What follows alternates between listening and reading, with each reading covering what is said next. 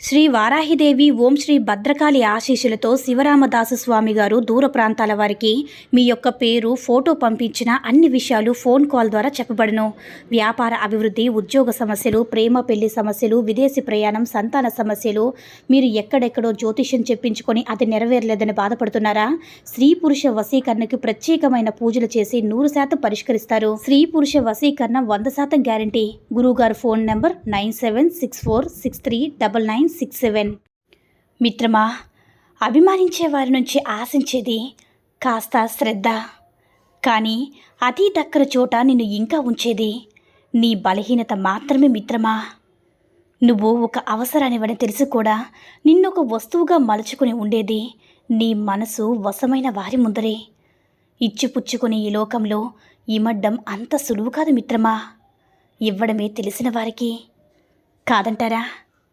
మానవత్వం అనే దీపాన్ని నీ మనసులో వెలిగిస్తే ఆ దీపపు కాంతిలో నువ్వు ప్రకాశవంతంగా కనిపిస్తావు.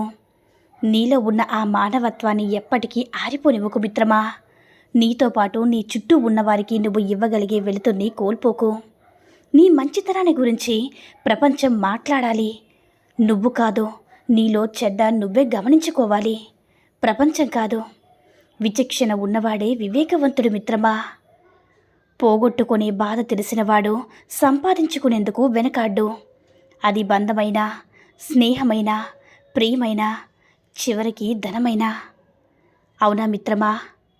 ఎవరికి నీ విలువ అర్థం కాదో వాళ్ళను నువ్వు పట్టించుకోకు. ఎవరు నీ విలువను గౌరవిస్తారో వాళ్ళని అశ్రద్ధ చేయకు మిత్రమా.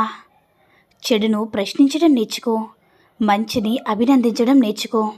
అది నీలోని మంచిని పెంచుతుంది, చెడుని తొలగిస్తుంది. మనిషికి చిన్నిపోయే వరకు ప్రాణం ఉంటుంది మిత్రమా. ప్రాణం ఉన్నంతసేపు ఏదో ఒక అవసరం ఉంటుంది. అవసరాలే మనల్ని నడిపిస్తాయి. మనం నడిచే దారులే మనమేంటో నిర్ణయిస్తాయి మిత్రమా. మన జీవితంలో ఎవరు ఉంటే మనకి శుభం జరగదో వారిని మన జీవితం నుంచి తీసివేసేందుకు ఆ దేవుడు మళ్ళీ మళ్ళీ వారి వల్ల బాధపడేలా చేస్తాడు. కనీసం ఆ బాధల్ని తట్టుకోలేకనైనా వారిని విడిచిపెట్టి నిజమైన జీవితాన్ని ప్రారంభిస్తామని, సంతోషంగా జీవిస్తామని. కొన్నిసార్లు చెడు కూడా మంచిగా జరుగుతుంది మిత్రమా, మనం సరిగ్గా చూడమంతే. మిత్రమా, విలువలేని దుమ్ము కణం కూడా ఒక్కోసారి నీ కంట్లో పడి నిన్ను విలవిల్లాడేలా చేస్తుంది. అలాగే కొందరు విలువలేని మనుషులు కూడా చాలాసార్లు వారి మాటలతో బాధ పెడతారు. ఊదేసుకుని ముందుకు వెళ్ళడమే ఉత్తమ లక్షణమవుతుంది మిత్రమా. మిత్రమా, అసలు వ్యక్తిత్వం అంటే ఏమీ లేనప్పుడు, ఎవరూ లేనప్పుడు ఎలా ఉన్నావో, అన్నీ ఉన్నప్పుడు, అందరూ ఉన్నప్పుడు కూడా అలానే ఉండడం. గెలుపంటే అందరినీ తొక్కిపెట్టి పైకి ఎదగడం. అందరి మనసులు మన్నలను పొంది అందరి మనసులు గెలుచుకోవడం. మరి బంధం అంటే కలిగి ఉన్నప్పుడు కలిసి ఉండడం కాదు, కష్టాలున్నప్పుడు తోడు ఉండడం. మరి స్నేహం అంటే చెట్టా పట్టాలేసుకుని తిరగడం కాదు మిత్రమా. చికాకులు వచ్చినప్పుడు కూడా నేనున్నానని భరోసా ఇవ్వడం. మరి ప్రేమంటే అందాన్ని ఆకర్షించడం కాదు, నీ లోపలున్న మనసు లోతుల్ని ఇష్టపడడం. మిత్రమా, దేహంపై ఉన్న దుస్తులు మాసిపోకుండా ఉండడం, దేహంలోనున్న మనసు బాధపడకుండా ఉండడం లాంటివి జరిగే పనులేనా? కావు కదా. ఎలా అయితే దుస్తులను శుభ్రపరుస్తామో మనసును కూడా మళ్ళీ మెల్లగా సరిదిద్దుకోవాలి. అప్పుడే జీవితం ఆనందమయంగా ఉంటుంది మిత్రమా. మనం మాత్రమే ఎదగాలనుకున్నప్పుడు, మనం పడిపోతే పట్టుకోవడానికి ఎవ్వరూ ఉండరు. మనతో పాటు మన చుట్టూ ఉన్నవాళ్ళు కూడా ఎదగాలి అనుకున్నప్పుడు, మనం పడిపోతే పట్టుకోవడానికి 10 చేతులు వస్తాయి మిత్రమా. జీవితంలో ఏది కోల్పోయినా పర్వాలేదు, కానీ ఎదుటివారు మన మీద పెట్టుకున్న నమ్మకం మనం కోల్పోయేలా చేసుకోవద్దు. ఎందుకంటే జీవితం నమ్మకం ఒకసారి పోతే ఎంత ప్రయత్నించినా తిరిగి రావు. కాబట్టి మన జీవితంలోకి వచ్చే వారందరికీ మనము గొప్ప కానుకలా ఉండాలి. మనము ఇతరుల హృదయాల్లోకి ప్రవేశించేటప్పుడు కానుకలా ఉండాలి. అలా ఉండలేమనుకున్నప్పుడు దూరంగా ఉండడమే మంచిది మిత్రమా. దేవుడు నిన్ను గుడికి రప్పించింది, బిచ్చగాల్ని కంటపడేలా చేసింది, నీకు ఇంత డబ్బు సంపాదించే శక్తినిచ్చింది వాళ్ళకి సహాయం చేయమని. మిత్రమా, ఏ కర్మలను అనుభవించడం కోసంగా ఈ శరీరం లభించిందో వాటిని నువ్వు అనుభవించి తీరాలి. వాటిని వదిలివేయడం అనేది నీ యొక్క ఇష్టాల మీద ఏ మాత్రం కూడా ఆధారపడి ఉండదు. ఏ శక్తి అయితే నీ శరీరానికి ఉనికిని కలిగించిందో ఆ శక్తి ఈ శరీరం చేయవలసిన పనులన్నింటినీ కూడా చేసేలా చూస్తుంది. నీకు ఇష్టం ఉన్నా లేకున్నా నీ పుట్టుక ప్రయోజనం పూర్తిగా అర్థమయ్యే తీరుతుంది మిత్రమా.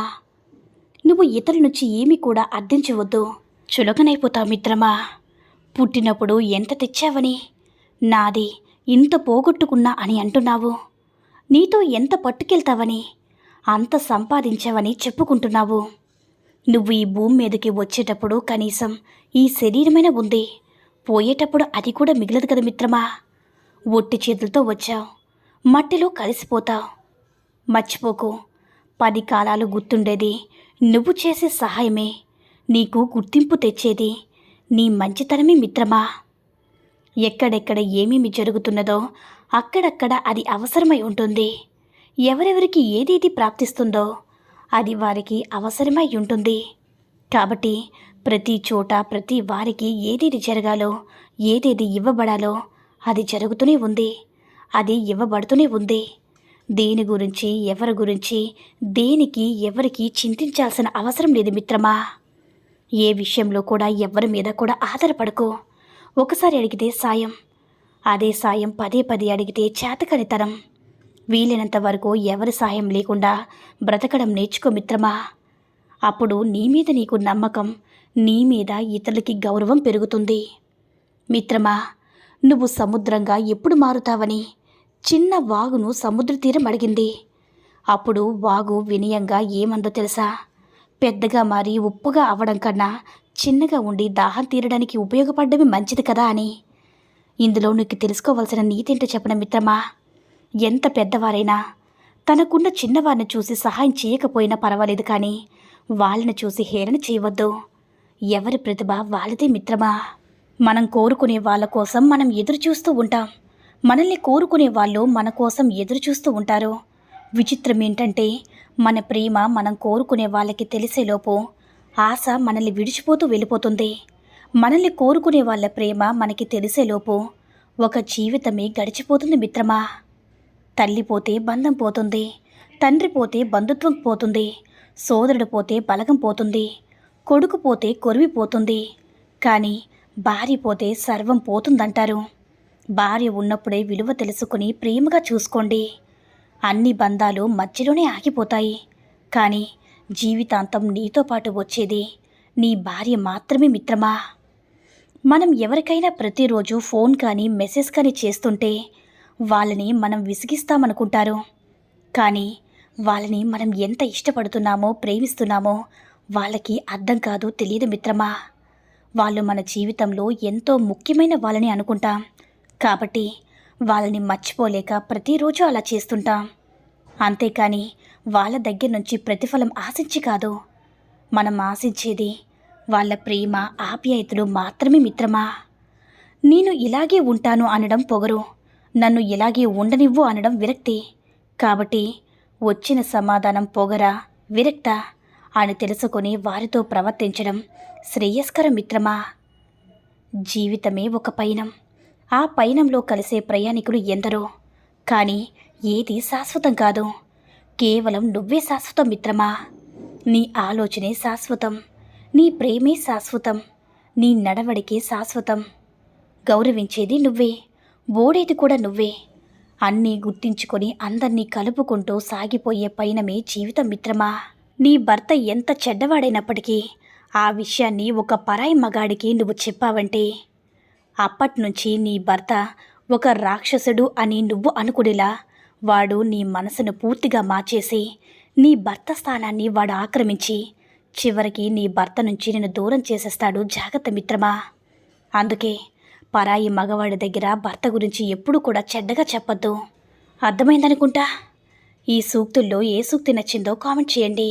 ఈ వీడియో నచ్చినట్లయితే లైక్ చేసి మరిన్ని వీడియోస్ కోసం మన ఛానల్ని సబ్స్క్రైబ్ చేసుకొని మాకు కొంచెం సపోర్ట్ చేయండి. ధన్యవాదములు.